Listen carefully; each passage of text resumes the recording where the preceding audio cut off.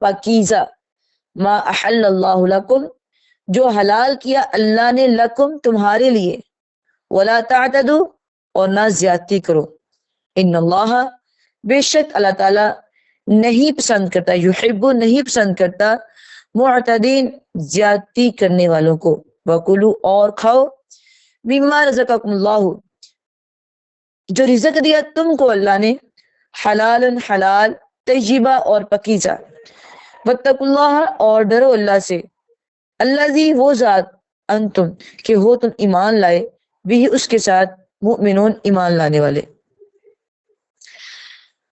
اس میں لا یؤاخذکم اللہ، نہیں پکڑے گا تم کو اللہ، باللغو تمہاری بےہدہ قسموں کے ساتھ، لیکن پکڑے گا تم کو جو تم قسمیں سوچ سمجھ کے کھاتے ہو۔ اور فکفارتو، پس کفارہ ان کا کھانا کھلانا ہے، عشرۃ مساکین، عشرتی مساکین 10 مسکینوں کو، من اوسطی، اوسط درجے کا، درمیانہ درجے کا، ما تطعمون جو تم کھلاتے ہو، اہلیکم اپنے گھر والوں کو، او کسوتم یا پہنانا ان کا، او تحریر رقبہ یا آزاد کرنا ایک غلام کا، فمن لم یجد، پس اگر نہ پاؤ تم غلام، فصیام، پس روزے رکھ لو 3 دن کے، ثلاثۃ ایام 3 دن کے، ذالک کفارہ، تو یہ کفارہ ہے، ایمان تمہاری قسموں کا، اذا حلفتم جب تم اٹھا لو قسمیں، واحفظوا تو ان کی حفاظت کیا کرو، ایمانکم اپنی قسموں کی، کذالک اس طرح، یبین اللہ لکم بیان کرتے اللہ تمہارے لیے، آیاتی نشانیاں، لعلکم تاکہ تم تشکرون شکر کرو۔ جو چیزیں اللہ نے آپ کے لیے حلال کیا ان کو حرام نہ کیا کرو، کیونکہ یہ اختیار اللہ نے اپنے پاس رکھا ہے، جو چیزیں اللہ نے حرام کی ہے وہ حرام ہے، جو حلال ہے وہ حلال ہے۔ اب اپنی مرضی سے اپنے اوپر کوئی بھی چیز حلال نہیں کر سکتے، جیسے ہمارے معاشرے میں ہوتا ہے کہ کھانا ہے تو بیوی پہ غصہ چڑھا ہے، یا خامد پہ بیوی کا غصہ آیا، تو اللہ کی قسم میں کبھی تمہارے گھر میں آؤں گی نہیں، پھر ہفتے کے بعد چلی بھی جاتی ہے، تو وہ قسم جو کھائی ہے وہ کیا چیز ہے؟ یا تمہاری فیملی کا کھانا میرے اوپر حرام ہے، میں کبھی نہیں کھاؤں گی۔ تو یہ ساری باتیں آپ اپنے اوپر حرام نہیں کر سکتے اللہ کی مرضی کے بغیر۔ جیسے آپ وسلم، حضرت صفیہ رضی اللہ تعالیٰ عنہ آپ کی بیوی تھی، تو ان کے گھر میں تھوڑا ٹائم لگایا کرتے تھے۔ ایک دن آپ نے زیادہ ٹائم لگایا تو حضرت عائشہ رضی اللہ تعالیٰ عنہ تھوڑی شرارتی تھی، تو کہنے لگی کہ اللہ کے نبی ان کے گھر میں زیادہ ٹائم کیوں لگاتے، ذرا دیکھو، غور کرو۔ تو جب غور کیا تو آپ پتا چلا کہ یہ کوئی شربت پلاتی ہے آپ وسلم کو، جس کو پینے میں ٹائم لگ جاتا ہے۔ عصر کے بعد اپنی ساری بیویوں کے گھروں میں آپ ٹائم لگایا کرتے تھے۔ تو جب یہ بات اس کو پتا چلی تو اس نے سب سے کہا کہ اللہ کے نبی آئیں گے نا تو ہم نے کہنا کہ آپ کے منہ سے نا مغافیر کی اسمیل آ رہی۔ مغافیر ایک پودا تھا، اور آپ وسلم کو یہ بات پسند نہیں تھی کہ میرے منہ سے کس کو اسمیل آئے، یہ بات آپ پسند نہیں کرتے تھے کہ میرے اندر سے کس کو اسمیل آئے یا میرے منہ سے کس کو اسمیل آئے۔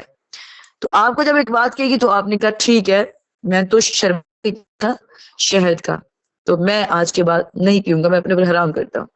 اب یہ بات کی تو اللہ تعالیٰ نے 28 سپارے کے اندر ایک صورت ہے، صورت حریم، اللہ نے فوراً نازل کر دی۔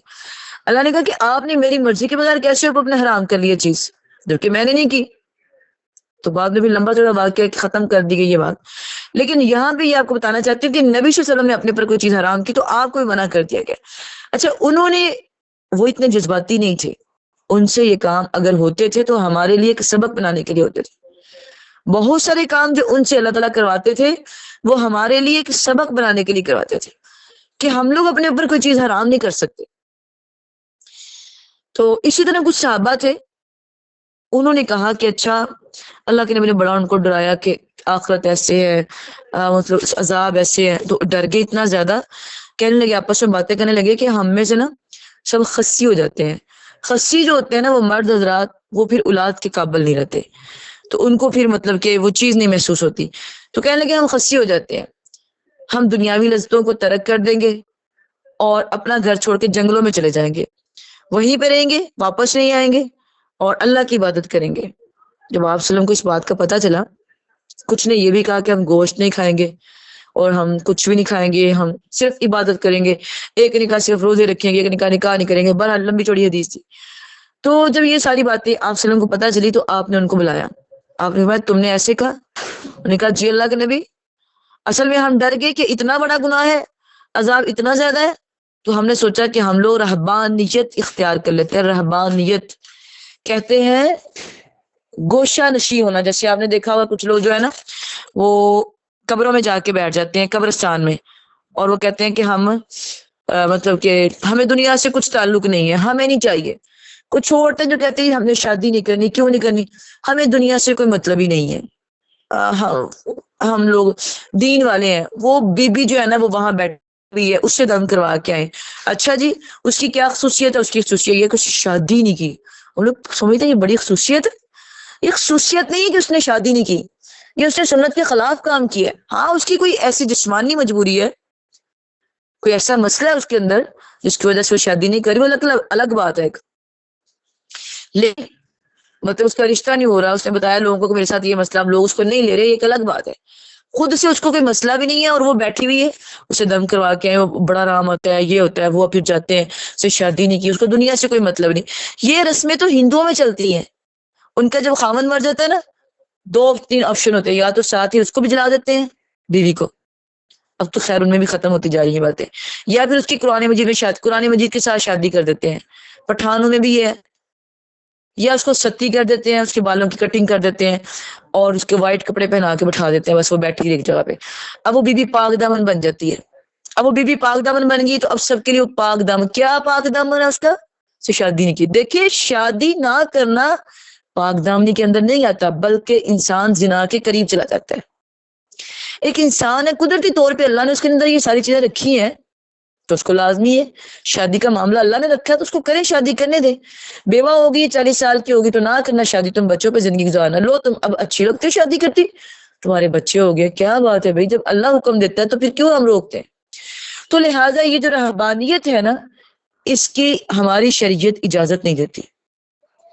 जो बंदा ऐसा हो ना, वो सुन्नत के खिलाफ चलता है, उसके पास दम करवाने के लिए भी ना जाए, क्योंकि उसका तो काम ही सुन्नत के खिलाफ है।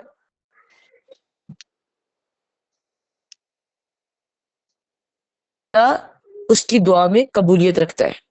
जो चलता है सुन्नत के खिलाफ है, शरीयत के खिलाफ है, उसकी दुआ में असर कैसे हो सकता है? दम भी एक दुआ ही होता है ना।